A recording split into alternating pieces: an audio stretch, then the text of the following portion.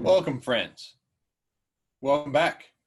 Welcome back to our conversations on the virtues.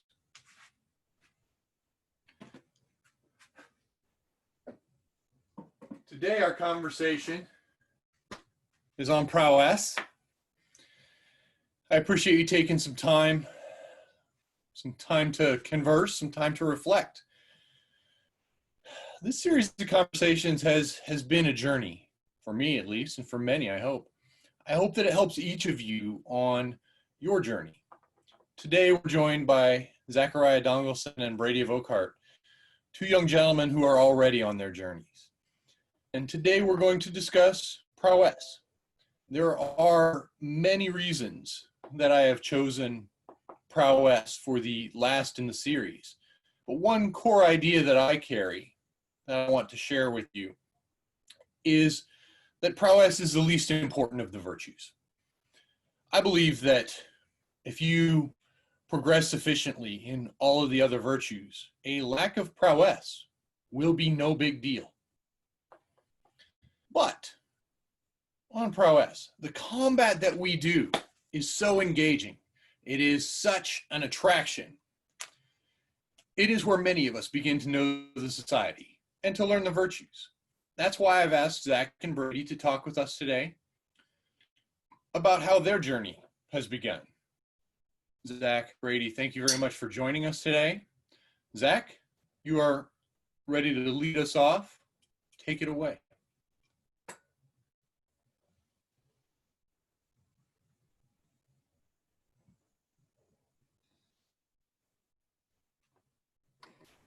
Thank you.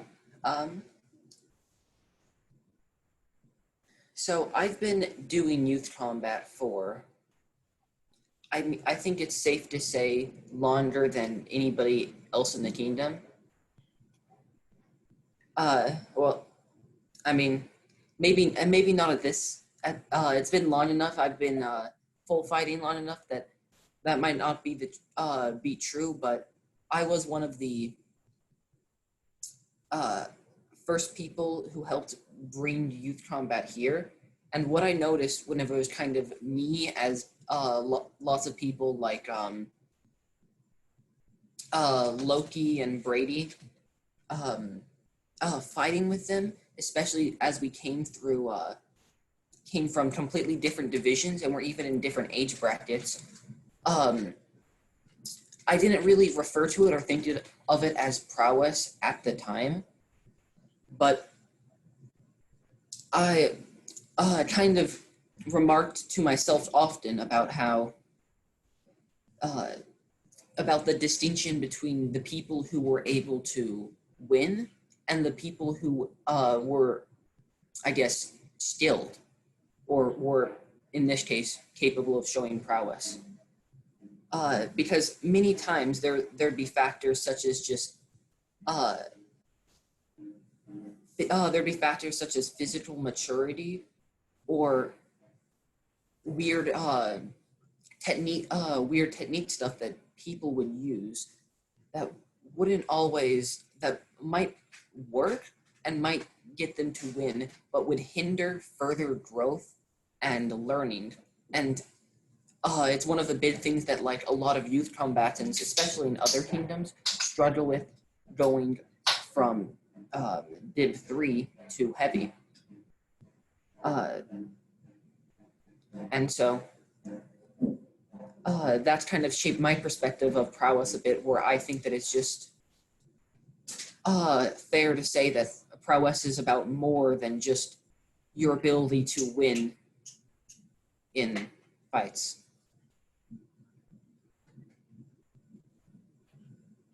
Zach, thank you. That's a really great place to start this conversation. Brady, do you have comments on what Zach said, or do you want to tell us where you feel like your journey started? Yeah, I agree with that. I agree with Zach. I think it's not just your ability to win, it's your ability to win right, using the right mechanics and doing what you've been taught, not just swinging it around, but, using the proper technique. Fantastic. I appreciate those comments. I'm gonna let you guys choose which one to take this question first. How did you get started fighting? I feel like this is maybe a little too easy, but I still want to know. How did you get started?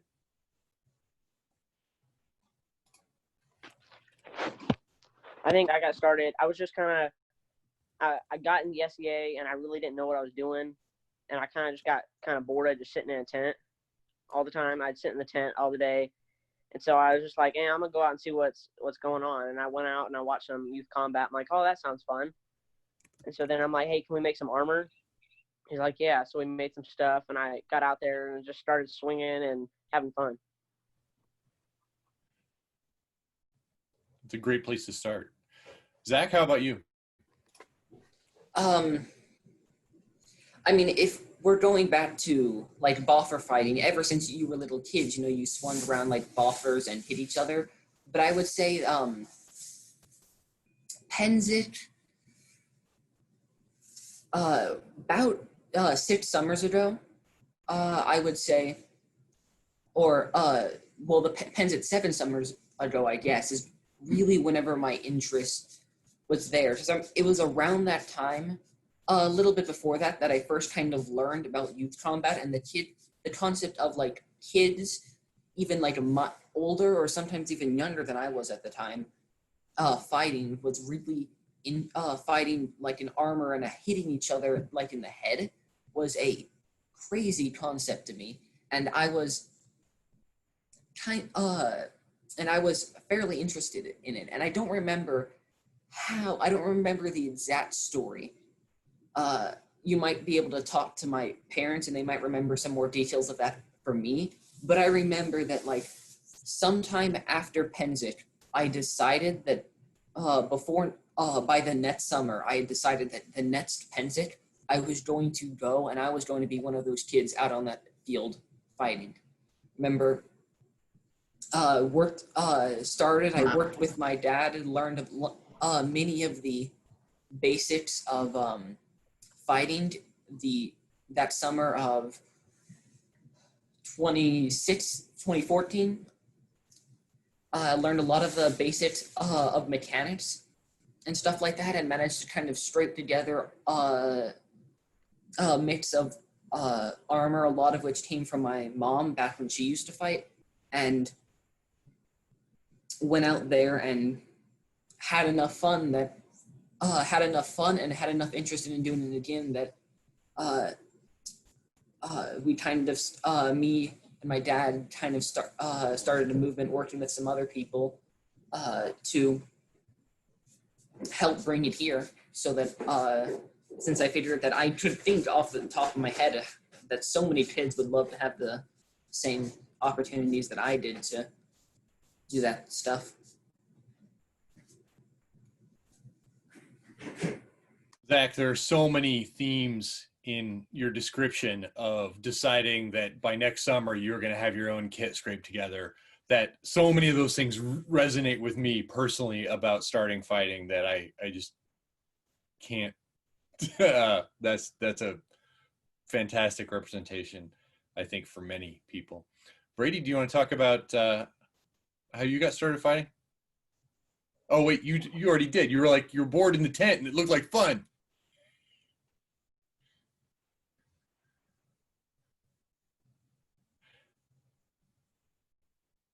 That one resonates with me too.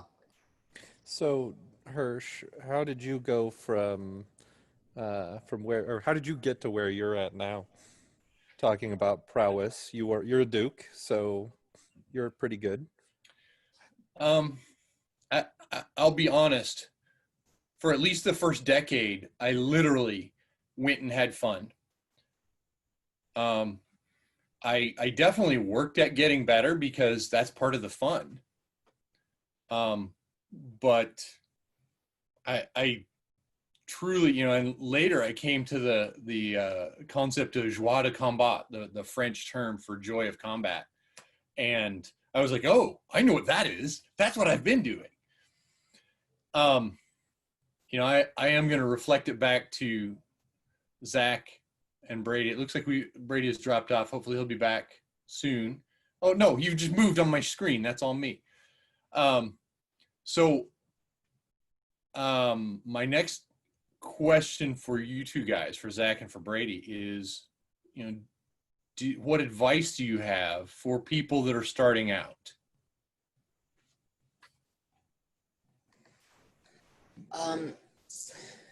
I would say the biggest advice I have is just perseverance to do it.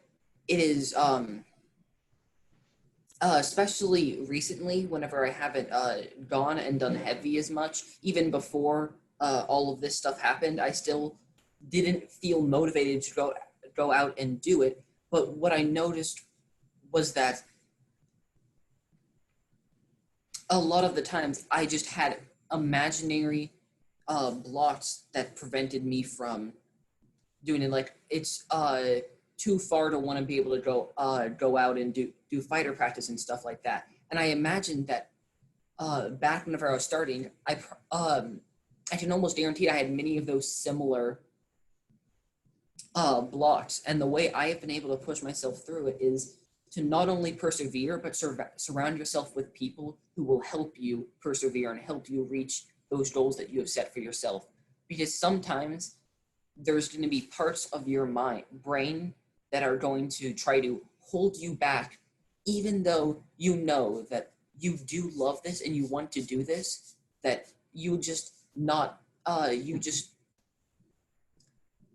other things will try to convince, you'll almost try to convince yourself that you don't actually want to do those things. So I think it's important to not only try to persevere, but surround yourself with people who will help you reach your goals that you want to achieve. Zach, that last bit really, really resonates with me. Surround yourself with people who will help you achieve the goals you want to achieve, because in many cases, they're the same goals. It's a shared goal. Brady, do you have any advice for people that are starting out? Yeah, I would say starting out, especially with youth combat, I say you just gotta jump right in. I mean, you just gotta go ahead, try it, and if not, I mean, there's plenty of other things you can do. But I mean, it's really fun, and you just gotta go out and try it. That is fantastic advice. I agree with both of you on this one, and I honestly believe that Brady, when you said just jump right in and try it, is absolutely what hooked me on fighting. It was way more fun than anything else I'd tried in a long, long time. And I actually believe it's one of the foundational pieces for the society, where we are welcoming. Most groups try to keep a set of loaner gear so you can be like, sure, you can try this. Here's put this on, and that social aspect, that welcoming aspect to something that actually could honestly be terrifying, putting on armor and swinging at each other, letting someone swing at you and try to hit you, could be very intimidating. But we in the SCA we take your advice, just jump right in, and we encourage people to just try it. I made a comparison just now, just very briefly, so I'm going to ask Brady, do you have any comparisons that you might want to make between combat in the SCA and sports that you've done outside the society? Yeah, I'd say I'd compare fighting to football. You know, just because the fact that you get on armor or pads and just jump in, go after each other and just go hit each other and just have fun doing it. That one, I can relate to that. I played tackle football 7th, 8th, and 9th grade, and I quit after 9th grade, and I was glad I did at that point, but I had fun doing it. And there are times when I put on all the stuff that I sort of flash back to some of those days. Zach, do you have any comparisons that you'd like to share about sports versus or similarities to the SCA? Well, I mean, I'd say that it'd be harder to find things that aren't similarities, because really when you break it down, SEA, whether it be archery, equestrian, or heavy fighting like we're talking about here, is pretty much a sport. So many of the same principles and ideas, many of the things that are true about soccer and are true about baseball, like maybe the small minuscule details will be different, but the concepts for both for playing it and for improving at it are all the same. I really like that comparison, Zach. There are a lot of similarities about playing and about improving. And I'm going to go back to your question about how to get better. I really think when I first got started, I literally was just in it to have fun because it was so much fun. Yeah, I was trying to get better, but I wasn't very focused on getting better. I actually came to that later. I came back to it.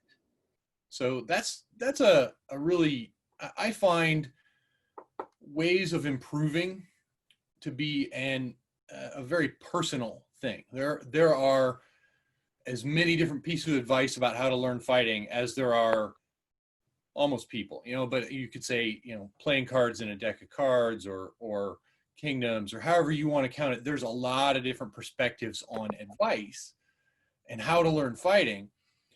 And so my biggest piece of advice for learning, which is why I've been asking Zach and Brady theirs, because I like hearing theirs, but my biggest piece of advice on learning fighting is do what works for you, what motivates you to have fun doing it, and to do what Zach said, just get out there.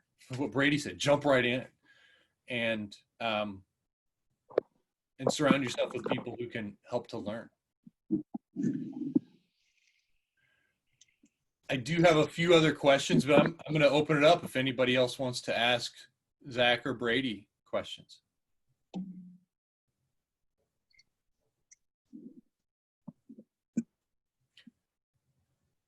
I'll keep it rolling then.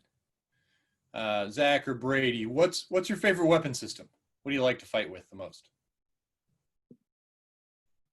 I think for me, just one of the most fun weapons is just a single dagger. Just because the fact that you just run out at someone and just get to hit them. It's what it's based off of. You just run a hit, and it kind of throws people off because you fight the spear with a dagger. They're like, oh, they're dead. And then you just run after them. They're like, I think it's just a lot of fun. That resonates with me. Zach, what's your favorite? Before I say that, I'm going to real quickly add to Brady's and say that even when I was Div 3 and when he was Div 1 or just starting Div 2, I would never fight him in a single dagger fight because he would win every single time. That's fantastic. And here we are. We have returned to one of the things that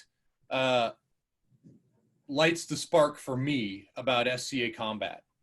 Zach, you're characterizing where you were a Div 3 and Brady was newer, younger, all at a lower level. One of the things that has appealed to me since the beginning about SCA combat is that nothing is certain.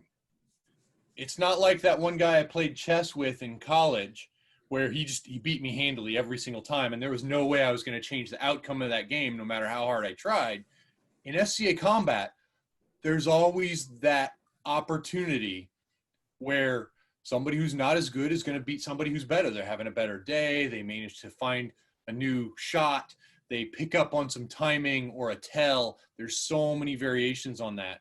And that really resonates with me about why SCA combat continues to be different from most sports and an incredibly attractive draw for me to go and do and teach and continue to learn new things about fighting.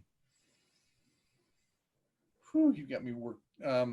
Brady, I did want to say one more thing to complement your comment about the dagger, just running in with a dagger. There was there was a time where at fighter practice in Shadowdale, I kept losing an arm fighting Greatsword. I think it was against Dugald, who was, every time I'd overextend, he'd take one of my arms.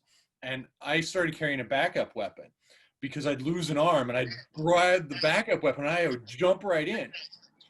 And that really helped me because not only had I practiced it and I knew how it worked, but then in a melee or in a single combat at an event, somebody would take my arm and they would like relax. They would be like, okay, I've got the advantage. All I have to do is finish this.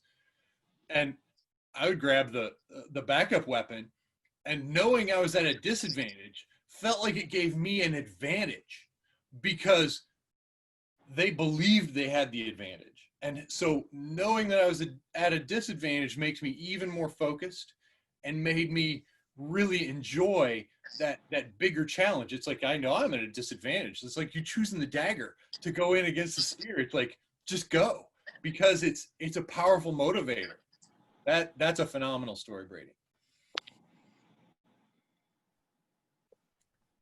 Any other questions from folks? I have a comment. Please. So tying into the definition that Zach gave about, and that Brady reinforced about it being technical knowledge that is really what constitutes prowess. In my history of the SCA, I think that the bar of what constitutes prowess has been consistently growing as the martial art itself is developing. I mean, I'll tell you right now, both of those guys are throwing shots that I did not know how to throw when I was made a Huskarl. I couldn't agree more. We have developed as a martial art. We have developed as a community of teachers as well.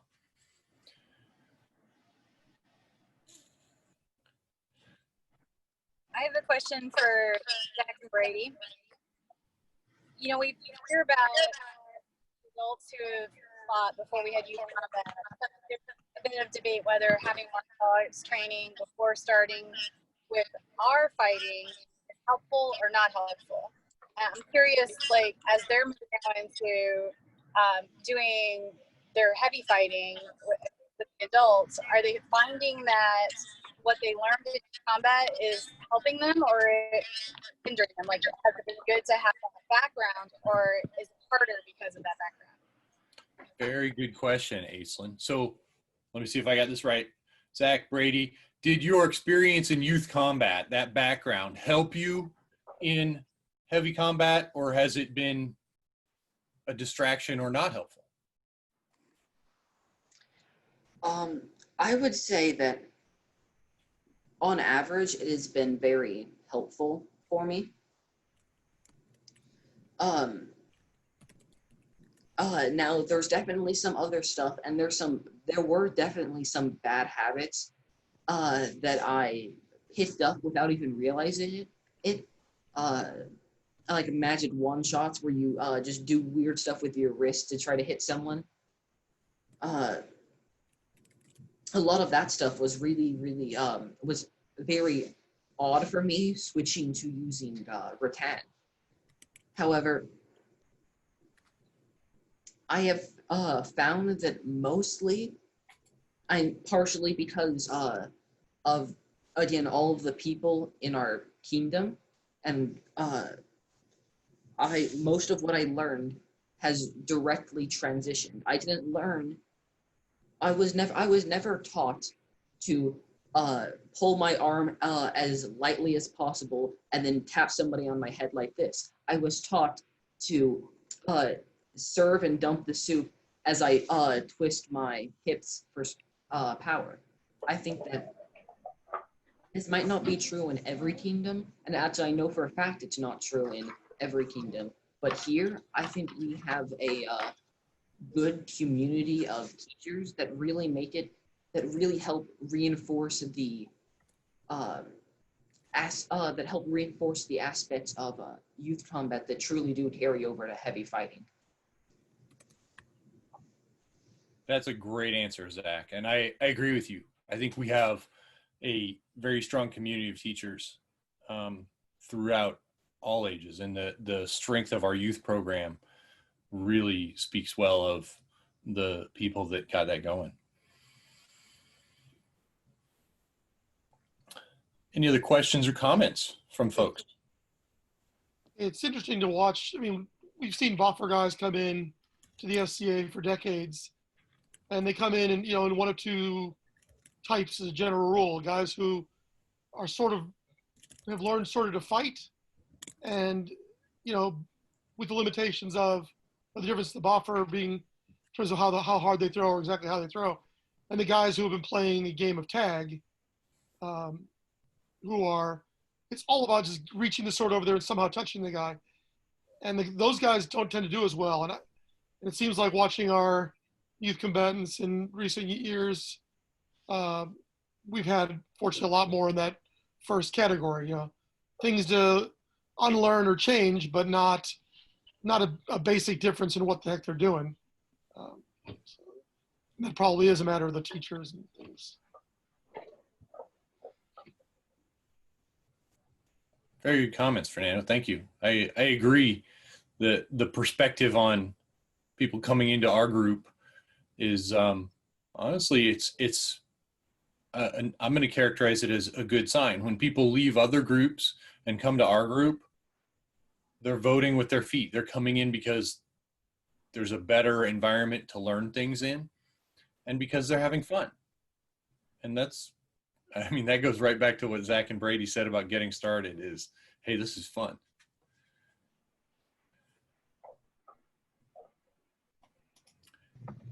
I do have go ahead. Zach and Brady. So as youth fighters, how do you feel the youth community is accepting of new fighters?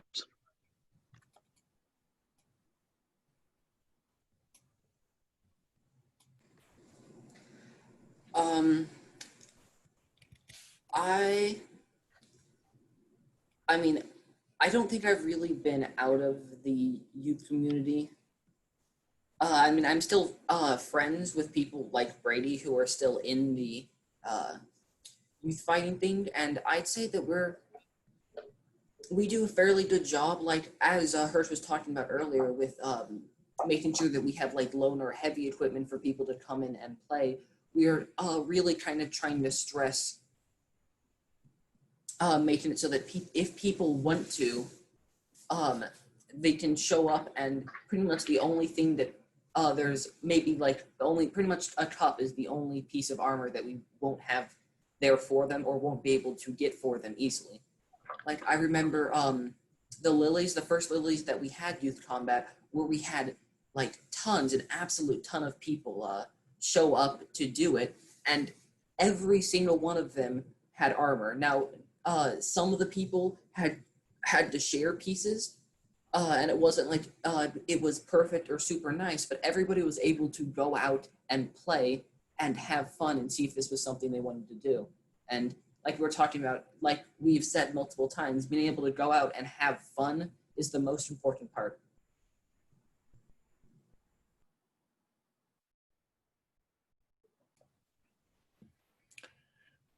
I think we agree. Fun is the most important part. It's why we do this. I want to go back to one of the very first comments, and I think, Zach, it was you that said, Brady said something similar to this, that it wasn't just about being able to technically win, just about having the skill on the field to win that. And there was something underneath that about winning right, doing it right, not just the right technique, but achieving a victory in the right way. And it made me curious. I kept coming back to that in my head, and I'm thinking, have either of you had any really challenging experiences on the field, whether it's tournament or melee, whether it's a technical challenge or whether it's a personality challenge? Has anything come to mind in that way? I think one of the most challenging things is one of them is height. You got these huge guys like Reinhardt, and then you got me 4 foot trying to hit him with the head. And then that, and then the fact that there's all different weapons. You got like this super long weapon, and then you got this short one. You just got to be able to adapt to like whatever weapon system they're doing and how they fight. That's a great answer. That is several challenges. I appreciate that perspective, Brady.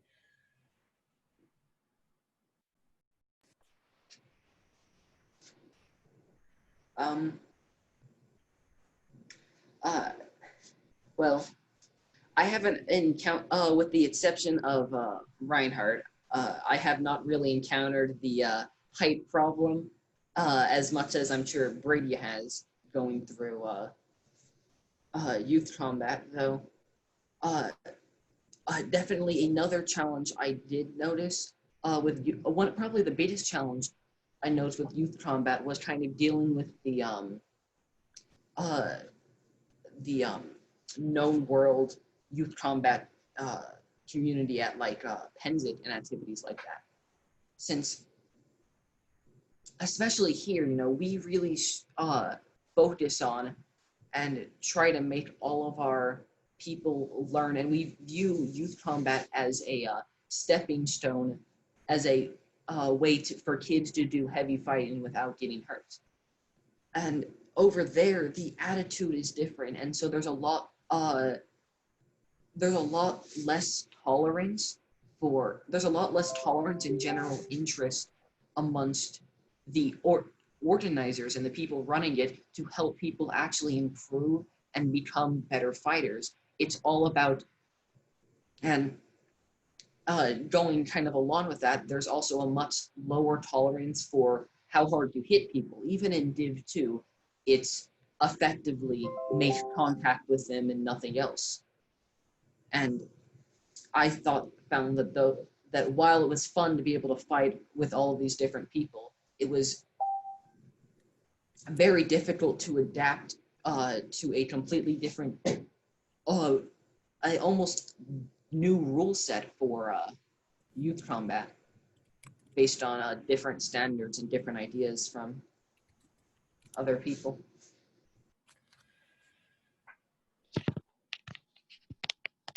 Zach, that's a fantastic set of observations.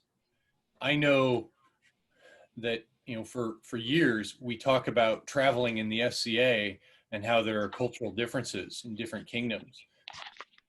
And your perspective on the differences in youth combat are,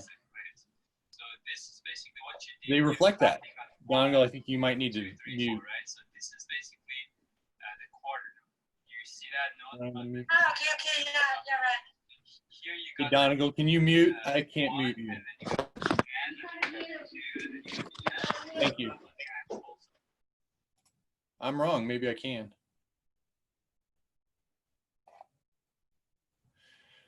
Okay. So yeah, I accidentally muted the wrong person. The inter-kingdom differences are pretty significant, and it can be really hard to learn them on the field. Repeating that is really the only thing that I think works for me. Any other comments or questions for people? So I have some. So Hirsch was like, well, I've had this conversation with Gavin before. So first, I actually would like to disagree with something you said at the very beginning, that prowess is the least important. And I would reframe that in a way of thinking about prowess as a virtue that makes a lot of other virtues easier. It can be very difficult to understand when you have not become skilled at something. The extent to which that reshapes your way of thinking, the way you're confident about doing things, and how that can make it easier, for instance, to be generous with your time or your efforts, or to treat people a little better, because sometimes we get stuck in our own, conflicts there. And so a lot of other virtues are a lot easier once you have more confidence in yourself that prowess can bring. The second part of that is really what Zach said at the beginning of this is a very important part of that being true, about the idea that prowess is skills, not just winning. There's a lot of discussion, at least on the steel side, not just within Kingdom, but across the whole SCA, for instance, how we build more equal outcomes for minorities and women in fighting, that are very much about this idea that we need to be looking at skill, not just do they win a fight, because there's a lot of other stuff that goes on that isn't just, you know, can you perform the blow correctly, but if you have, and Palantir is a lot better about this on the armored side, for instance, than Atlantia, where I started. I probably am not large enough to get past the second round of Crown Tournament in Atlantia. I'm physically too small to throw a blow hard enough, right? So that has nothing to do with skill, right? But that leads to unfair outcomes. So I guess it's sort of the ball to throw out there is, how does thinking of prowess in the definition Zach provided, how does that impact how we do things? It's a good set of questions, Gavin, and I appreciate you taking up the gauntlet that I dropped on the ground at the beginning.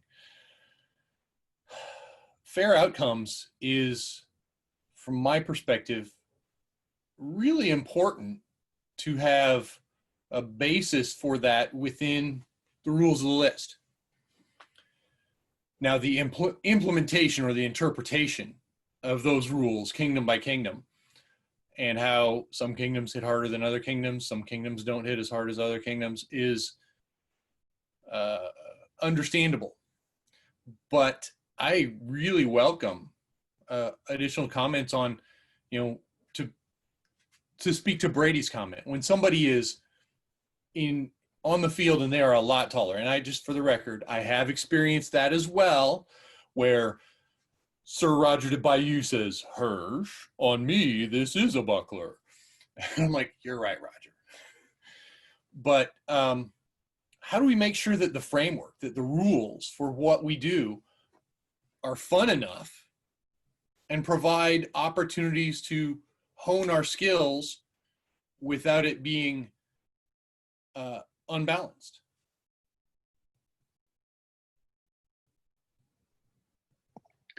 Well, we have to keep an eye on everybody, number one. You know, there are some people who I've experienced that won't take a shot, or in the past, I should say, wouldn't take a shot from someone they deemed not of their social standing, shall we say, including, you know, and especially someone who is trying to make a point of, say, making a comeback, or is in some other way got their eye not on this fight, but on the tournament, and so they're just going to blow through the little guys in the early rounds. And no, this guy could not possibly have hit me, therefore he did not hit me, therefore I'm not taking that shot. It must have been light or something. And that attitude does happen, and that person needs to be called on it. And I think you know, we've had cases where that has been called on people, and it kind of raised a stink until they've had their attitude adjusted. Doesn't mean we've done it every time. Certainly plenty of people have gotten away with it. But if it's a known thing that we try to do, then, and apply those rules to make sure they happen to everybody, then that at least means that the system itself is credible.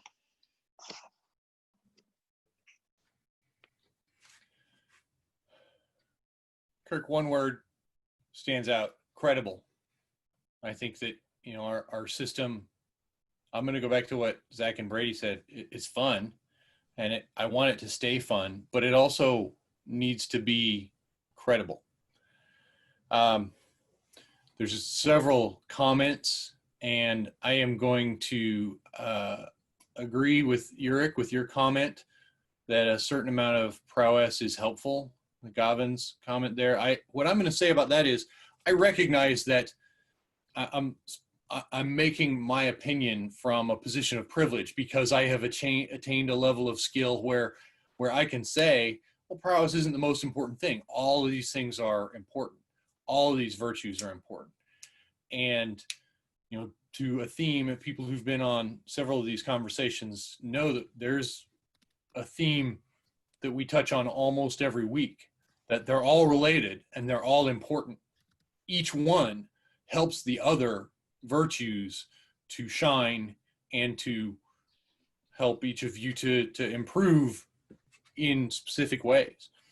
So now that I have said, Uric, I agree with your comment that it is important, it can be helpful, and that I'm speaking from a position of privilege about prowess. It's like, yeah, it's not my most important thing right now. I'm going to stand by my comment that all the virtues are important, and if you do everything else well, your prowess won't suffer. I'd like to make a comment here if I could. Well, I can agree with your sentiment, Hirsch. It has been my experience that prowess tends to be the topic of discussion when most people go to talk about something. Prowess and a skill level at either combat or art or whatever is, in my experience, been the technicality of the bar that has been set. You must attain this amount of prowess before we even consider all the other factors. So, I mean, tell me I'm wrong, but I mean, I've seen a lot of order meetings between the arts, the service, and fighting that all pretty much come down to they have to be able to jump over this bar at least this high. Then we start grading them on their form, their technique, etc. So to me, it seems like prowess is kind of like the bar for things. So, I mean, okay, it's nice to have the other things, but so. I have seen that and I have heard that. And I'm going to try to refocus the conversation on the virtues, because for combat, yeah, absolutely, it's important. And if you're going to put gear on, you probably want to be good enough to have fun. Absolutely. But let's go back to one of the earlier topics where, you know, what I characterize the virtues as well-worn tools for thinking and for improving. I'm still going to hold with they're all important, because prowess on its own doesn't make a peer. That's mercenary. No peer, no virtue on its own makes a peer. I think I don't think anyone's going to argue that, Hirsch. But I think I'm with Kay to a degree here. Although he called it the technicality that stops people, I don't think it's technicality. We have defined our peerages in such a way that perhaps the most obvious central, call it a gatekeeper for them, is prowess, whether it's prowess at your art, prowess at service, or prowess on the field. So to a certain degree, if someone has not reached those points, we could discuss everything else in a meeting we want, and the person still isn't appropriate for the peerage as the SCA has defined it, or the GOA as our kingdom has designed it, etc. So it feels like it's more important because it's such a gatekeeper award. It's such an obvious, and it's easy to measure, right? It's really hard to measure just how generous is so-and-so. Does lady so-and-so really look like a peer? Is she showing franchise? Those are so hard to argue. On the other hand, does Kay kick my ass every time we go on the field is really easy to measure. Is the quality of people's work in the arts similarly a lot easier to measure. So I think we use those again as the gatekeepers, perhaps in order not to discuss every person in the kingdom for each given award before we realize, yeah, he doesn't do this part that's important here. So I'm not saying it's more important. I don't think it is more important, but I get how it would definitely feel more important because it's typically the first bar that you have to truly show you've passed, or at least close to. We certainly have a lot of people who get close and we discuss everything else about them while we're hoping they'll pass that last few steps of prowess. That happens in every order. Good people get brought up before they're ready as far as that prowess bar comes. Well said, Fernando. Thoughtful, as always. I do want to go back to a comment from chat. I'm going to call on Magdalena. Your question about, prowess is incredibly important to winning and advancing, but as a virtue. Tell me more what you mean by that. Well, I guess my whole thing is, it's very philosophical. I do not disagree that prowess is important. We talk about it using slightly different words at the Laurel level, and as Pelicans, we talk about how well somebody does what they do. But is it a virtue? I know it gets listed with them, but is it? I mean, to me, the concepts of generosity and even franchise and honesty, these are virtues. And I think it's important to talk about this and to discuss whether, I guess maybe some of it is our modern mindset, but I don't know if my head can wrap around the idea that being good at something is a virtue. It's definitely a benefit, and I think it's definitely necessary to advance, but I don't know that it makes you a good person. So that's my whole thing. Thank you, Magdalena. I have a couple ideas. Can I comment on that? Like to. We're going to go with Verena and then McTorkle. Like, I have a couple of those ideas that I want to tie together, I guess, is the idea that a recurring word has been fun, that what we want to do, what we do, we want it to be fun, it is fun. And yet we've heard things like, you have to have perseverance. Well, you don't need perseverance if it's just that fun. Or you need to get good enough in order for it to be fun. And, well, what's going on before you get good at it? And I think it's okay to say that not every instance of this is fun. We can say it is on balance rewarding, that we're putting in the work to get there. And I think the importance of putting in the work is what makes us a safe fighter. It makes us an entertaining fighter. It makes us a fighter who's going to have a better time with our friends, make more glorious line breaks with our army. But throwing that shot 100 times today and 100 times tomorrow and 100 times for weeks on end isn't fun. And I think that work, that to get there, to be better, to bring honor, is in fact the virtue that's encapsulated in prowess. Excellent.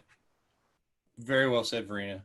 When you said rewarding, I was like, you got me. That resonates.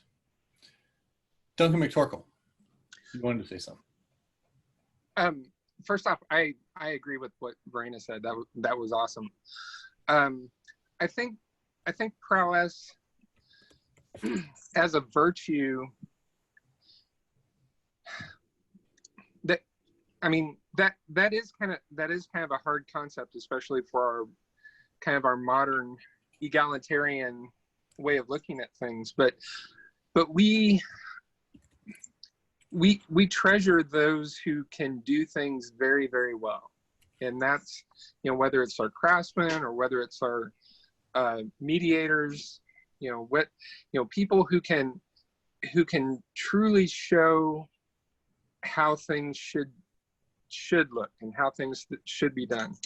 And when those people can do that in such a way as to inspire other people to be better and to inspire other people to win in the correct way, as opposed to just focusing on the winning, and instead focus on having fun while we're doing this, and focusing on the fair play of our combat.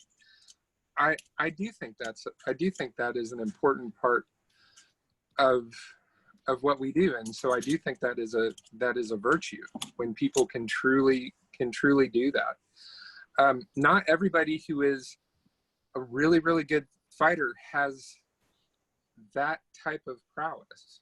Now this is obviously just my take on it, but that's how I would answer Her Grace's argument. So. I had a comment on that as well, Hirsch.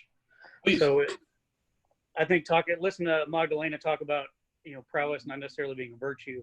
I can't not disagree with her. I think, it's a skill that, people can learn. But the really interesting and fascinating thing for me is when you're discussing prowess as a virtue is to think about it as your prowess increases, your other virtues have to increase. Otherwise, you really just become a jerk that can make something really good or swing a stick really good. And I think Palantir as a kingdom does a very good job of trying to develop our fighters, other virtues as well. There's not very many stick jocks, that are knights in Palantir, where I feel other kingdoms that is the case. As your prowess increases, your humility really needs to increase. It's not just about going out there and winning, handily every time. It's how can you develop other fighters? How can you help other people? It's developing those other virtues as you develop prowess as a skill / virtue, in my opinion. Magdalena, go ahead, Fernando. Magdalena made an argument that we've discussed at some chivalry philosophy nights a number of years ago, because we started off with trying to define, what is a virtue, and not defining just a virtue, but trying to define what a virtue is. And Alfonso X said that virtues are excellent qualities which men possess, they're called good habits or styled virtues. And is prowess, as we tend to define it, a good habit? I wouldn't think so. But arguably, everything it takes to get that prowess for most people probably is. So maybe prowess is the wrap-up virtue description for the collection of virtues that gets you there, whether determination, sticking to it, etc. I don't know. So I think it has benefit in terms of discussing virtues, but I think there's a good argument to say that it's not in the same category as some of the other virtues there, and maybe that goes back to Lowell's talking about having virtues of the, having the good habits of the spirit as opposed to those of the body, saying that a knight who does everything right in the body but not in the spirit is, no friend to the order of knighthood, for example. So. Thank you, Fernando. The virtues of the body and the spirit is a phenomenal distinction, and contemporary as well as medieval, in my opinion. And I also agree completely, Ashir, with what you said about as our prowess increases, our other virtues must, because you have to improve your humility or become arrogant. And to what Zach and Brady said about some of the experiences, I think Zach said at Penzic, we engage in a gentle martial art because it is not too difficult for one of us to hurt another, even though all of the rules, all of the culture, all of the marshaling are about keeping it safe. And I believe that that's actually the piece, Ashir, that resonated most strongly with your comment about as prowess increases, other virtues must increase as well, because in order to be gentle and very skilled, you have to increase all the virtues. This has been a great conversation. If somebody else has something you want to say, you should speak up, because I'm going to pour my closing toast of blackberry cider. I did have one more thing from earlier.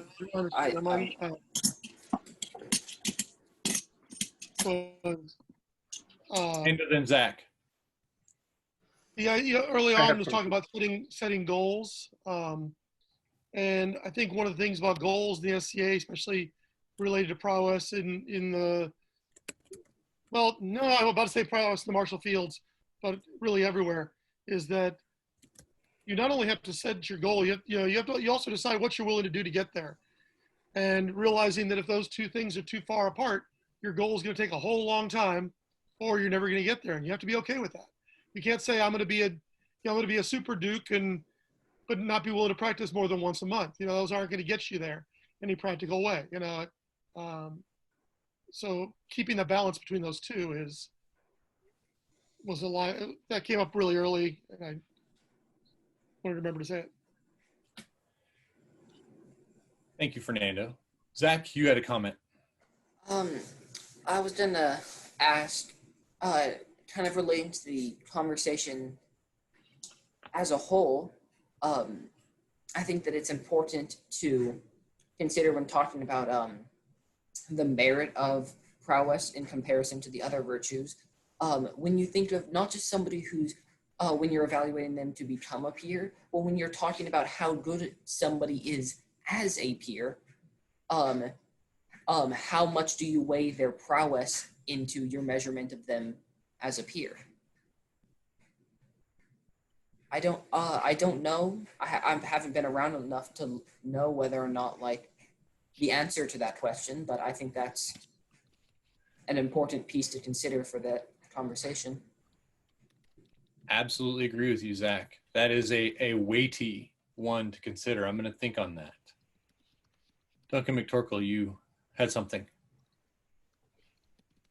Yeah. First off, I just wanted to thank you, Hirsch, for your choice in leaders of the conversation, Zach and Brady, because I'm not sure that most of us have had the chance to hear what these young men have had to say, and I've been very impressed. The question I have for them is a little bit off of the prowess, and it's more for something for them to think about. Is, as you know, both of them are second gen, so they started doing this because their parents did, and then they've held on to it and made it their own over the years. What can we as a group do to help bring in younger people to one, keep our group going, and two, show people the fun of the Middle Ages. If they have, their viewpoint on this is going to be vastly different than most of us old folks, and I'd really like to hear what they have to say. So, thanks.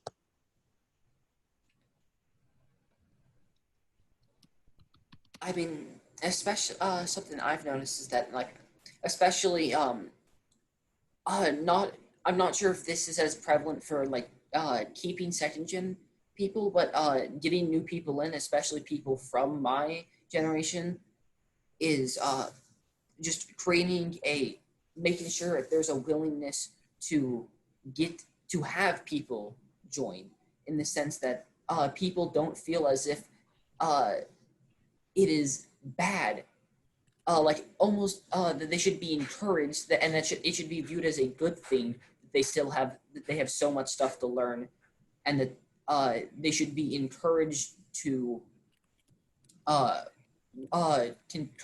work on whatever it is what they want to do, whether it be fighting or arts, or even just hanging around and enjoying the company of the other people at camp. I think they should be welcomed and encouraged to find stuff that's interesting to them, as opposed to having and I don't know, I'm not sure if I'm not saying that this is how it is, but I think it's really important that we avoid any kind of like potential almost elitism towards new people about how, oh, you don't understand our culture. And because, is it a bad thing to not understand it, or is it just an opportunity to learn and learn about and gain a new part of yourself that you didn't even know was there before.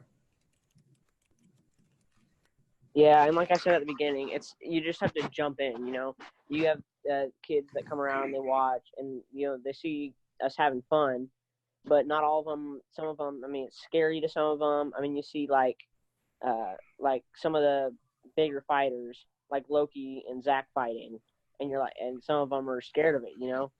They're like, oh, I don't want to get hit that hard, or, and it's just they have to just jump in and try it. And part of it is armor, because a lot of them come and they're like, oh, I want to play, let's try this, but not all the time we have armor for them.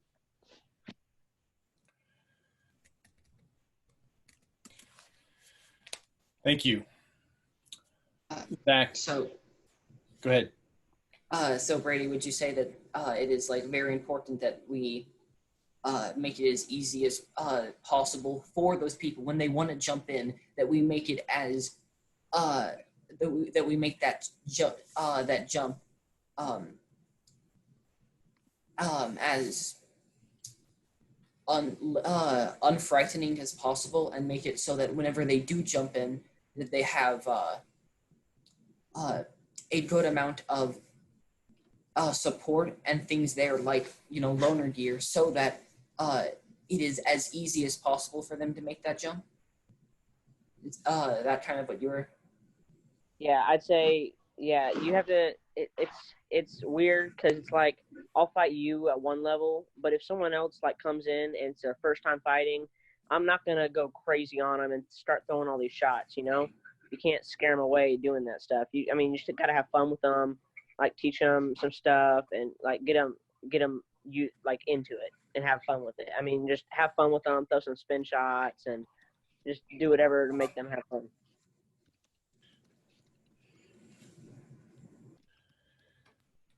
That is a fantastic perspective. Zach, Brady, you guys have brought some gems forth. I appreciate everyone's conversation. As Logan says, don't break your toys. I also want to repeat something else that Logan said in chat, that I'm gonna, as I have before, I'm gonna talk about a thing, but I'm also gonna quote Logan's quote from the chat. He asks, is the virtue of prowess the gaining of the skill as opposed to having the skill? And that is like something you said, Zach. It's something I'm going to reflect on. I'm going to think a little more on. This is something off my shelf. This is a medieval 14th century, 13th century knife blade from a find. And I know Fernando recognizes it because he made it and provided it as a gift. And I was very pleased to win this one because the period finds are just delightful items to have. And it's why I saved this one for Prowesse. I really appreciate everyone's conversation, your thoughtful comments, most of it. And I thank you for your time today. Thank you for bringing your shining faces and your thoughtful words to this conversation. And everyone, to your health. Salud. To your health.